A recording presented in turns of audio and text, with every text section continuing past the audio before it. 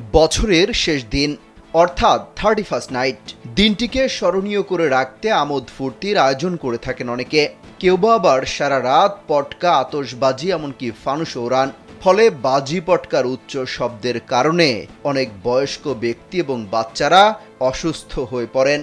এমনকি বহু পাখি এদিন মারা যায়। এছাড়া ফানুসের কারণে অগ্নিকাণ্ডের ঘটনাও ঘটে। ফলে রাতে উন্মুক্ত স্থানে আতশবাজি ও পটকা ফোটানো এবং ফানুস ওড়ানো সম্পূর্ণ নিষিদ্ধ থাকবে। এমনকি সেই রাতে পরিচয়পত্র ছাড়া ঢাকা বিশ্ববিদ্যালয় এলাকায় কাউকে প্রবেশ করতে দেওয়া হবে না। স্যান্ডেলিনা সো, রূপচর্চায় আভিজাত্য। এছাড়া খ্রিস্ট ধর্মাবলম্বীদের সর্ববৃহৎ ধর্মীয় উৎসব বড়দিনকে ঘিরে ঢাকায় ডিএমপির নিশ্ছিদ্র নিরাপত্তা ব্যবস্থা থাকবে।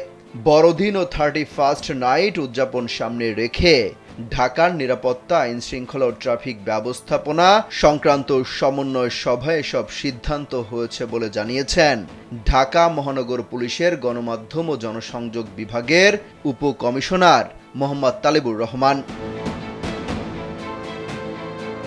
ডিএমপি কমিশনার সাজ্জাদ আলী বলেন, 31st নাইট উদযাপন উপলক্ষে নিয়মিত টহল ও তল্লাশি চৌকি বাড়ানোর পাশাপাশি পুলিশি তৎপরতাও বাড়ানো হবে। গুলশান, হাতিরঝিল এবং ঢাকা বিশ্ববিদ্যালয় এলাকায় যানবাহন চলাচল নিয়ন্ত্রণ সহ সমন্বিত ট্রাফিক ব্যবস্থা গ্রহণ করা হবে। অমিত হাসান রবিন, কালবেলা।